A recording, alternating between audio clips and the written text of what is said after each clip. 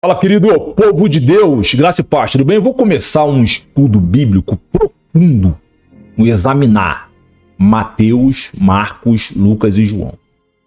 E eu vou te provar, por meio das Escrituras, que o evangelho que eles te entregaram não é o da Bíblia, é o dos homens. E o Cristo que eles te entregaram não é o da Bíblia, é o Cristo deles. Por isso nós vemos uma igreja hoje curvada diante do diabo. Eu vou mostrar para vocês, pelo texto, como era a personalidade do verdadeiro Jesus. E eu vou começar de uma forma basilar, elementar. Vou partir do mais fácil para o mais difícil. E eu quero começar em Mateus capítulo 9. Mas antes, eu te peço que você não se esqueça de se inscrever no canal. Colocar um comentário aqui embaixo concordando ou discordando, me dizendo o que você acha. Não esquece de tocar no sininho, de compartilhar para a sua rede social, para que este conteúdo verdadeiro alcance outras pessoas. Beleza? Dá uma força para o canal se desenvolver, porque eu estou aqui para divulgar a palavra de Deus. E quanto mais a palavra de Deus for divulgada, é melhor para todos nós. Beleza? Vamos para Mateus capítulo 9. Amados, aqui estamos. Mateus capítulo 9. Olha o título. O paralítico de Cafarnaum, que também você encontra em Marcos 2, 3, 12 e Lucas 5, do 18 ao 26. Vamos começar a leitura. Jesus entrou num barco. Foi para o outro lado do mar e chegou à cidade. E trouxeram-lhe um paralítico deitado em uma maca. Vendo a fé que possuíam, Jesus disse ao paralítico: "Ânimo, filho, os teus pecados estão perdoados." Preste atenção no versículo 3. Mas alguns escribas disseram consigo mesmo: "Este homem está blasfemando." Todavia, conhecendo-lhes os pensamentos, Jesus disse: "Por que pensais mal no coração? O que é mais fácil dizer: os teus pecados estão perdoados, ou levanta-te e anda? Mas, para que saibais que o Filho do Homem tem autoridade na terra para perdoar pecados, disse então ao paralítico: levanta-te, pega a tua maca e vai para casa. Ele se levantou e foi para casa. Ao ver isso, a multidão temeu e glorificou a Deus, que concedera tal autoridade aos homens. Então aqui esse versículo 3, 4, 5 e 6, aqui de cara, o que você aprende aqui de cara? O confronto cristocêntrico de Jesus com os agentes de autoridade. Eles estavam ali para vigiar Jesus. E Jesus sabia disso. E em nenhum momento Jesus deixa de fazer aquilo que veio fazer por causa deles. É muito importante que você compreenda quem eram os escribas, os fariseus e os saduceus. Eles eram os donos da cidade. Eles eram as autoridades da cidade. Eram eles que comandavam a cidade. Eram eles que delegavam a autoridade aos homens. Eram eles que decidiam se os homens tinham ou não autoridade. Ok? É semelhante hoje ao MEC. Para você ter autoridade em engenharia, em psicologia, em matemática e etc., tem que pegar um diploma. É semelhante a isto, e o MEC tem que assinar lá o diploma, reconhecendo que você tem tal autoridade. É semelhante a isto.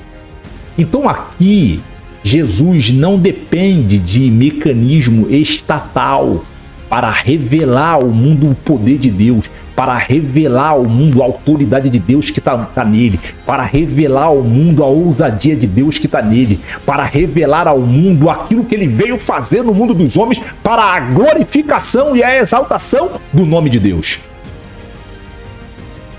Estes agentes, eles estão ali no grupinho dele de fofoca, e tu sabe muito bem como que se comporta o grupo dos homens que não tem Deus na vida deles.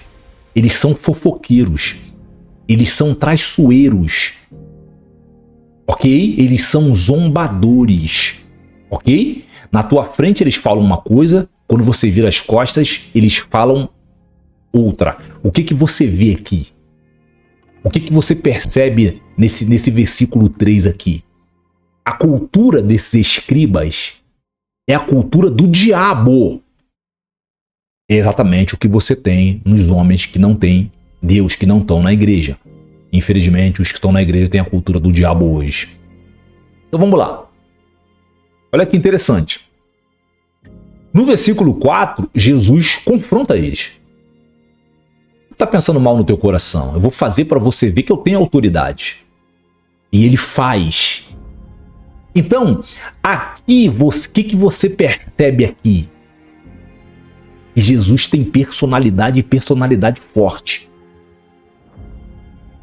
Porque para você confrontar um agente de autoridade, tu tem que ter autoridade, tu tem que ter personalidade, tu tem que saber exatamente o que você veio fazer. Porque infelizmente hoje, quando você olha para as nossas igrejas, a grande maioria da igreja ela tem medo desses agentes de autoridade. E você não vê esse medo em Jesus. Você não vê esse medo em Jesus. E outra, Jesus está confrontando eles não para provocá-los, mas para libertá-los e para que eles pudessem ver o poder de Deus em Jesus e se arrependessem dos seus pecados. E você não pode confundir afronta com confronto. E infelizmente nós estamos dentro de uma sociedade que mistura tudo. O homem hoje que é confrontado, estou falando do homem cristão, tá? O homem hoje que é confrontado, ele fica louco, ele fica furioso. O que você vê? Que tá ali é capeta, que tá ali é o demônio na vida dele. Porque ele não tem um discernimento, ele não consegue separar o que é confronto e o que é afronta. Então aqui você vê que esse Jesus aqui, que veio libertar os homens por meio do confronto cristocêntrico, e foi negado. Aqui você vê que este evangelho verdadeiro e libertador te foi negado. Há muitos anos atrás, examinando Mateus, Marcos, Lucas e João, eu me deparei com este evangelho e eu ficava pensando dentro da minha casa, mas não é esse evangelho que está na igreja que eu congrego. Não é esse evangelho que é pregado lá, não é esse evangelho que é anunciado lá. E por que não é este evangelho que é anunciado lá? Por que não é esse Cristo aqui, cheio de personalidade, que é anunciado lá? É simples, para te dominar, para te manter no cabresto.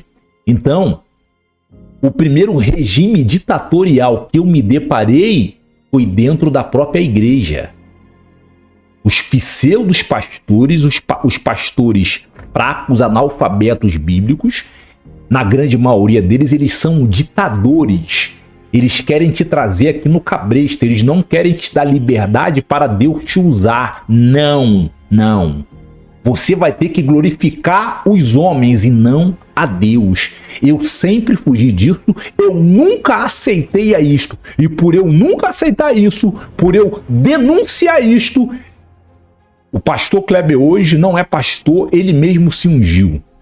E aí começa a difamação, começa a calúnia contra o seu nome, porque você não se curva diante dos homens, porque você vai fazer aquilo que Deus mandou você fazer no mundo dos homens, para que o povo tema a Deus e o conheça e o glorifique, como você viu no versículo 8. Então, infelizmente, os pastores que comandam as nossas igrejas hoje, na grande maioria deles, eles são ditadores. Eles acham que eles são dono dos homens. Mas isso não é bíblico. Em Gênesis, vou te levar lá para Gênesis, tá? Em Gênesis capítulo 1, a partir do versículo 26, o que nós temos aqui? Gênesis capítulo 1, versículo 26, olha o que está escrito. E disse Deus: façamos o homem à nossa imagem, conforme a nossa semelhança. Domine ele sobre os peixes do mar, sobre as aves do céu, sobre o gado, sobre os animais selvagens, sobre todo um animal rastejante que se arrasta sobre a terra. Então, aqui em Gênesis, você simplesmente encontra Deus mandando os homens, dando ordem, dando poder aos homens para dominar as criaturas que estão abaixo dos homens. Não está escrito aqui que o homem tem que dominar o homem, impedir o homem de se desenvolver, mas é exatamente isso que os pseudos pastores fazem dentro das nossas igrejas. Ou seja, eles colocam uma pedra de tropeço no teu caminho para que você não conheça aqui, para que você não venha desvendar o que está escrito na palavra de Deus e assim se libertar. Por que eles te cercam? Por que eles precisam te trazer no cabresto? Porque é simples. É muito simples. Eles precisam te trazer no cabresto para que você não conheça aqui a personalidade de Jesus, que você vê no 4, no 5 e no 6. E se você passar a imitar a postura de Jesus, o que vai acontecer com o seu cérebro? Ele vai se desenvolver. O que vai nascer aqui dentro? A inteligência, a sabedoria, porque você é livre para pensar. Você é livre para agir. Porque a personalidade anda junto com a inteligência, anda junto com a sabedoria. Uma pessoa não pode ser inteligente, uma pessoa não pode ser sábia se ela não tiver personalidade. É por isso que você vê essa personalidade forte em Jesus, você vê em João Batista, você vê em Davi, você vê em Abraão, você vê em Josué, você vê em Ezequiel, você vê em Paulo, você vê em Pedro. Isto é imprescindível ao verdadeiro cristão, que ele tenha personalidade para que Deus possa agir nele e através dele. Os homens te negaram isso, te apresentando um falso evangelho, te apresentando um falso Cristo. Se você não conhece o verdadeiro evangelho, se você não conhece o verdadeiro Cristo, como que você pode imitá-lo? Como que você vai ser didástalo, vai ser discípulo dele, vai imitar ele na fala, no comportamento, no modo de agir, no modo de falar, nas ações e nos hábitos? Você nunca vai conseguir, porque o verdadeiro Cristo te foi negado. Mas eu estou te apresentando o verdadeiro Cristo aqui agora. Tá gostando do conteúdo? Se você está gostando do conteúdo, não esquece de compartilhar para sua rede social. Colocar um comentário discordando ou concordando. Então, aqui você começa a entender por que as nossas igrejas estão no estado que estão. E vai ficar muito pior. Vai ficar muito pior. Por que as nossas igrejas hoje elas estão casadas com o mundo? Porque o Jesus que está lá dentro não é verdadeiro. O evangelho que está lá dentro não é verdadeiro. Os homens que comandam a maioria das igrejas, eles não foram chamados para comandar, mas para serem comandados. Então aqui, nesse versículo 3, o que você também descobre ali oculto nesse versículo 3 dos escribas? Eles são invejosos, porque eles estão vendo o poder em Jesus e eles não têm poder para fazer, eles não têm autoridade, eles não têm ousadia, eles não foram chamados para fazer o que Jesus está fazendo, e isto causa inveja, porque a multidão passa a olhar para Jesus, vê Jesus como não vê eles. E eles não podem aceitar isto. E eles vão começar a criar fofoca, disse-me disse, vão começar a pagar pessoas para difamar o verdadeiro pastor, o verdadeiro mestre. É isso que acontece hoje dentro das nossas igrejas. E o que você vê? São demônios tentando barrar a obra de Deus. Então aqui, nesse versículo 3, você vê que esses malignos, esses pseudos líderes, esses pseudos pastores, esses pseudos mestres, eles falaram isso aí por inveja, porque viam o poder de Deus manifestado em Cristo, e vendo a ousadia e o poder de Jesus, apresentando o Deus Todo-Poderoso à multidão, e a multidão o temeu e o glorificou, porque deu tal autoridade aos homens. E eles não podem aceitar isso. Desta forma, eles vão trabalhar com a mentira e vão jogar um contra o outro, vão criar discípulos.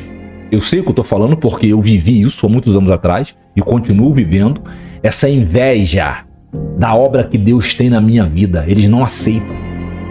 E eles vão te difamar de todas as formas. Mas Jesus não temeu a eles.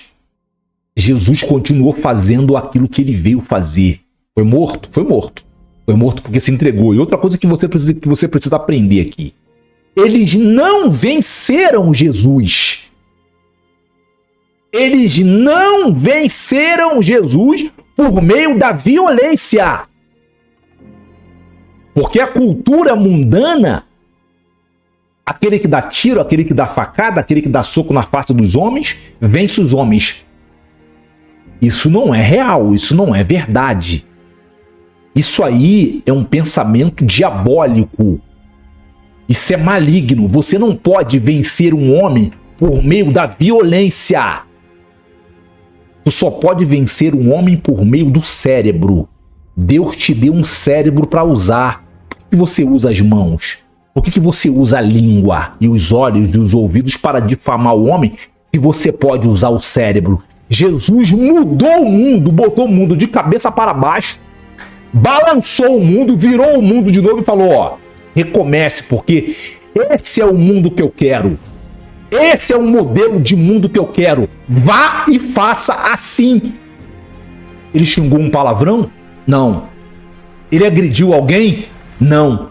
Ele trapaceou? Não. Ele mentiu? Não. Ele usou o cérebro. Jesus veio fazer o que ele tinha para fazer e estava no script morrer. Está no nosso script morrer para vivermos. Você precisa entender isso. Está no script de Deus quando ele te mandou para cá para você morrer, para você viver para a glória de Deus. E foi o que exatamente aconteceu com Jesus. Ele morreu e venceu o mecanismo. É isso que nós vemos hoje dentro das igrejas? São esses estudos simples que você vê dentro das igrejas hoje? Não, você não vê isso. Você vê um monte de verbarrogias, você vê um monte de pseudo-ideologias filosóficas, você vê um monte de pseudos conteúdos que ninguém entende absolutamente nada. Então aqui eu tô focado em Mateus capítulo 9, do versículo 1 ao versículo 8, eu tô dentro desse texto desvendando e mostrando para você, eu tô desvendando e mostrando para você o que é o verdadeiro evangelho. É simples. O que é o verdadeiro evangelho? É mostrar para você qual era a personalidade, o caráter de Jesus e que você deve imitá-lo. Ponto.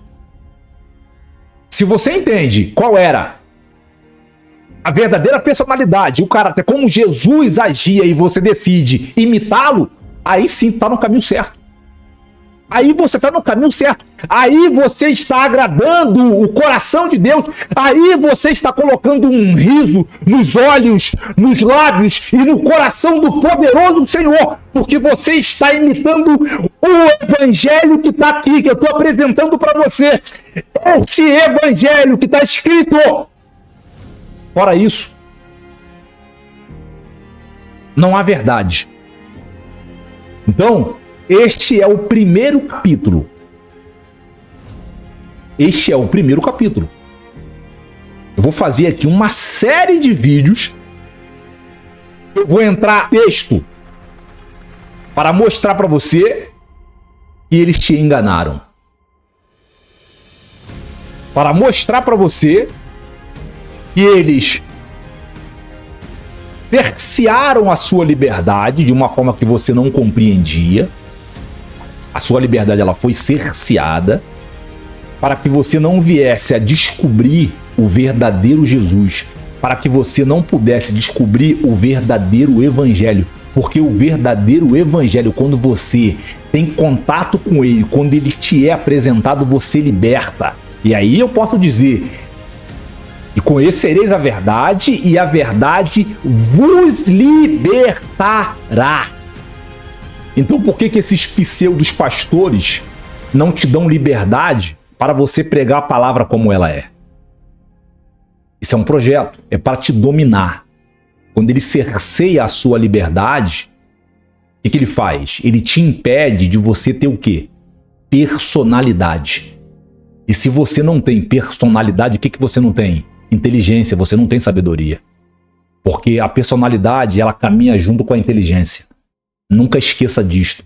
Mas aqui nesse canal, aqui neste ministério, o que nós desejamos em Cristo Jesus é que você encontre, é que você tenha contato com o verdadeiro Cristo, o Cristo das Escrituras, esse Cristo que me libertou, que me trouxe vida, que me trouxe liberdade, que me trouxe inteligência, que me trouxe sabedoria e que me apresentou a sua palavra. É isso que eu desejo para você. Este é só o primeiro dos vídeos. Eu vou te apresentar o verdadeiro Jesus. Amém? Que Deus te abençoe, que Deus abra o seu entendimento e não deixe os homens te enganar. Nos veremos no próximo capítulo. Um abraço e até lá. Tchau.